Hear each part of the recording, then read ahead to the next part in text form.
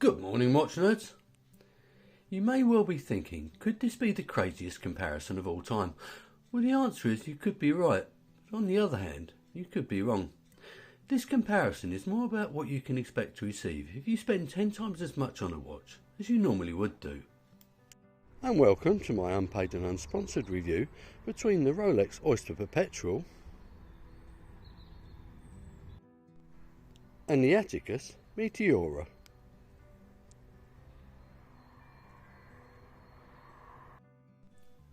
So why have I compared these two watches? It could be argued that the Rolex Oyster Perpetual is more of a sporty dress watch, and the Atticus Meteora a dressy sports watch, but I suppose that's subjective. The fact is, either watch could probably be used for similar occasions. Now, although the Atticus is a million miles away from being a direct homage to the Rolex, it does share a similar dial layout, and that's why I chose this particular timepiece. So can you save yourself about $5,500 and still get the same thrill from wearing a watch? Well, let's see. I'll be scoring each watch out of 10 on the following categories: brand, presentation and warranty, movement and crown, case and crystal, dial, handset and loom, bracelet and clasp, the X factor, durability and water resistance, and finally, price and value for money. And this is my watch of the day. It's the lovely Christopher Ward Sapphire.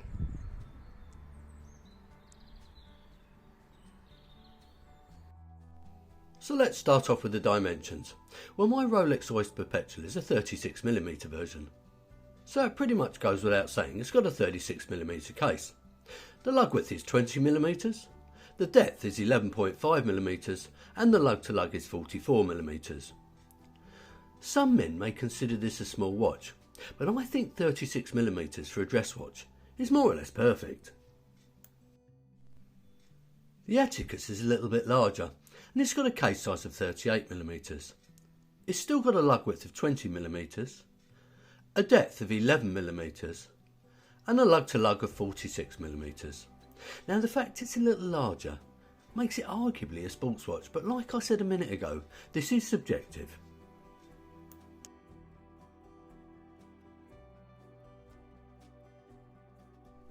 Well, this is the first of the scoring categories. Rolex, as you may know, started off as a British company and then later got bought out by the Swiss. They are famed for spending millions of pounds advertising a product it's almost impossible to buy, unless you're prepared to get on a long waiting list, of course, or you spend considerably more on a used one, like I did.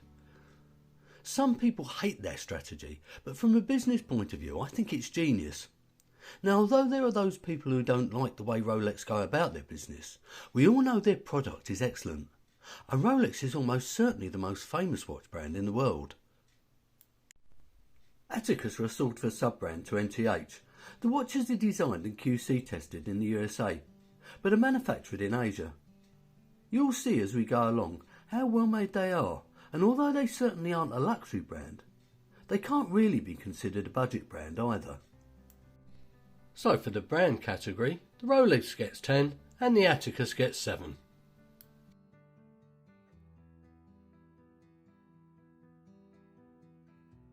Right then, we won't spend too much time on this. In fact, I haven't even been up to the attic to get the boxes down. What I've done is download a few pictures from the internet.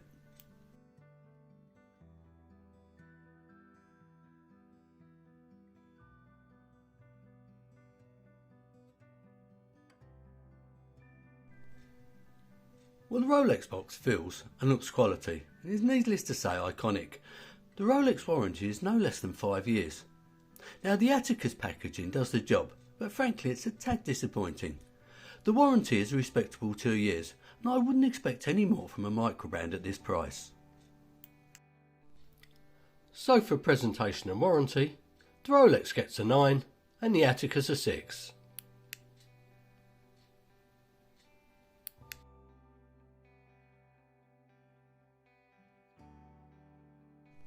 Both watches have a flat sapphire crystal with AR coating, so that's that out of the way. Now, the Rolex case is made of 904L stainless steel, which apparently has a greater lustre and is more resistant to corrosion. However, it may scratch easier and it's a little bit softer. Now, the fixed bezel is rounded and polished, whilst the tops of the lugs are vertically brushed. The sides are also slightly rounded and polished to match the bezel.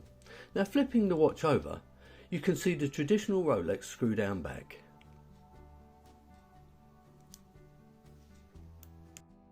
I actually prefer the case design of the Atticus. It's made of the industry standard 316L stainless steel, which in my opinion is good enough for any watch. Like the Rolex, it's got a polished bezel that leads down to brushed lug tops. There is then a nicely highly polished chamfer, and it continues down to a very well horizontally brushed side. This watch also has drilled lugs. Like its competitor today, it's got a plain screw down back, but this one has got the type that you can open with a traditional case opener. Not as if I'd ever open the back of the Rolex anyway. So for the case in crystal, the Rolex gets an 8, but the Atticus gets a 9.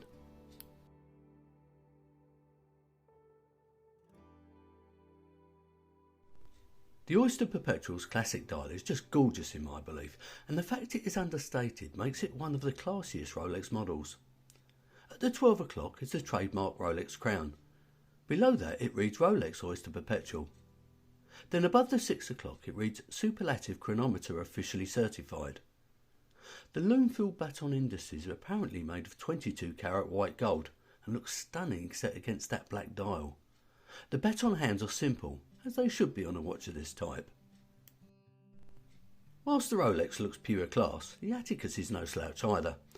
As you can see, there's a slight resemblance in dial layout, but far from being exactly the same. At the top it simply reads Atticus, then above the 6 o'clock Meteora Automatic. Now, what makes this watch so special though is the silver linen dial, which is actually quite hard to see unless it's in the correct light.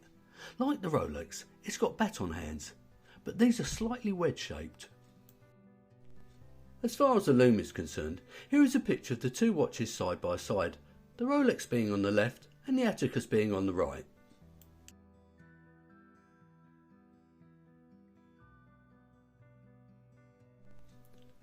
Rolex use their own proprietary lume called Lumibright, whilst the Atticus uses C3 Superluminova.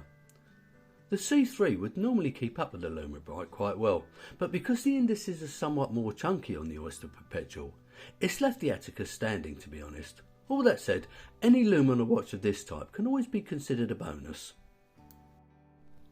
So for the dial, lume and handset, the Rolex gets a 9 and the Atticus also gets a 9.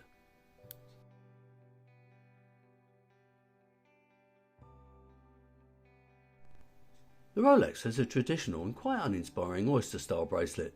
Needless to say, it's beautifully made, feels like silk, and is very comfortable. It tapers down from 20mm to 16mm, then back up to 17mm for the clasp. It does have male end links, but on a watch with a case of 36mm that really isn't an issue. Now, the links are held together by well engineered screw pins, so don't bother paying a jeweller a fortune to get them adjusted. The OP doesn't have the glide lock clasp, but all the same, it's obviously well made. It's fully milled, stamped with the Rolex crown, and is brushed apart from the polished sides.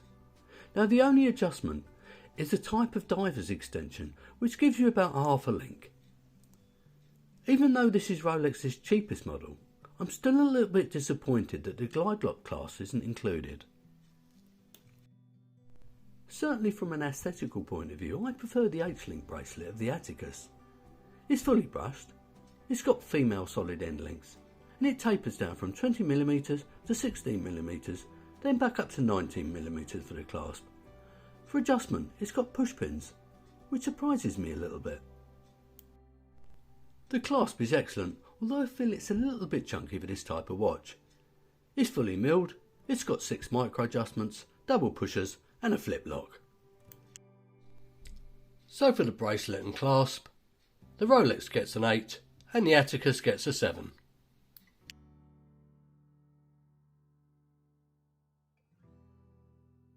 I sometimes regret including this in my head-to-heads because it's difficult to define, but I've never been one for making life easy for myself. Now, purely from a visual point of view, the Atticus will catch your eye before the Rolex does. From a brand aspect and attention to detail, the Rolex is more likely to bowl you over. So for the X Factor, the Rolex gets an 8 and the Atticus gets an 8.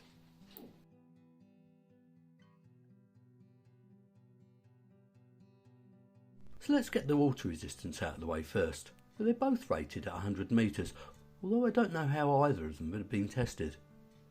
But I'm pretty sure both of them will live up to a dip in the pool though.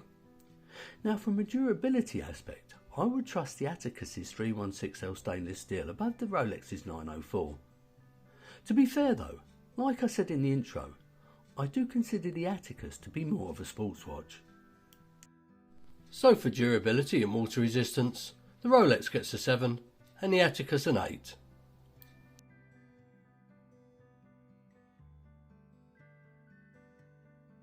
Blimey, where do I start? Now the last time I looked, the Rolex Oyster Perpetual, if purchased new from a dealer, will cost you £4,350, which is $5,495, but it's probably gone up since then.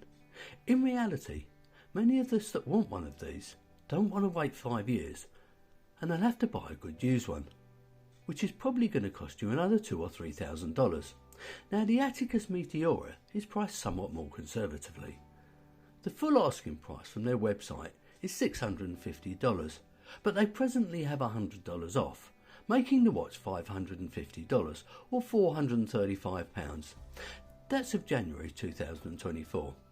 Now in reality, I would say the Atticus is probably 65% as good, but only costs 10% of the price, so surely it has to be far better value for money. Well, buy a new Atticus now and in 2 years' time, it'll be worth about 60% of the original price. Buy a new Rolex now, and in 2 years' time, it'll probably be worth 50% more. So depending on how you determine value for money will affect what you think is better value for money, if you see what I mean. So in the price and value for money section, the Rolex gets a 9 and an Atticus gets a 9. So in conclusion, as you can see, the Rolex Oyster Perpetual wins the day with a score of 77 out of 90, whilst the Atticus Meteora scores a respectable 70.